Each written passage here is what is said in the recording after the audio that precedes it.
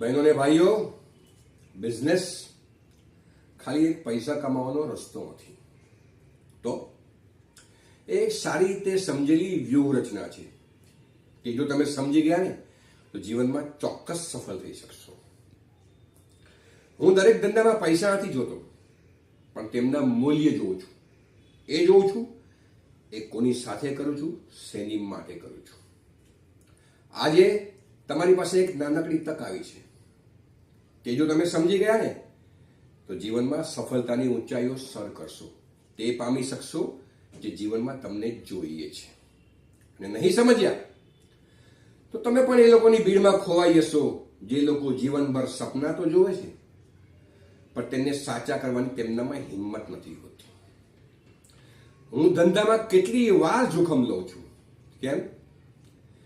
કેમ કે મને ભરોસો છે મારા લીધેલા નિર્ણયો ઉપર.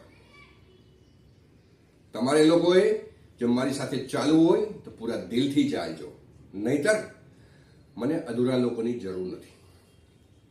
આજે આ મીટિંગમાં મેં એક અગત્યનો નિર્ણય લીધો છે કે અમારી કંપની અમારા મિલ્ક પ્રોડક્ટના ભાવ નહીં વધારે. કેમ કે જે માતાઓ પોતાના બાળકોને પોતાનું દૂધ નથી આપી શકતી તે આપણા મિલ્ક પ્રોડક્ટ ઉપર નિર્ભર છે. એનો બીજો અર્થ એ પણ થયો કે અમારા મિલ્ક પ્રોડક્ટ નાના બાળકો માટે માતાના દૂધનું કામ કરે છે, જે આપણે માટે ગર્વની વાત છે. અને જો આપણે આ ભાવ વધારી દઈશું તો આર્થિક રીતે નબળા જે કુટુંબો છે ને તેમને આ ભાવ વધારો નહીં પોસાય. આર્થિક રીતે નબળા લોકો આપણા પ્રોડક્ટો નહીં ખરીદી શકે. મિત્રો, હું ધંધામાં નુકસાન સહન કરી શકું છું, પણ નાના બાળકોના મોઢેથી એમનો કોળિયો નથી આંચકી શકતો. રહી વાત ધંધામાં ફાયદાની, તો ક્યાંયથી પણ કરી લઈશું. કાઠિયાવાડી લોહી છે આપણા શરીરમાં, ધંધો કેવી રીતે પણ કરી લઈશું.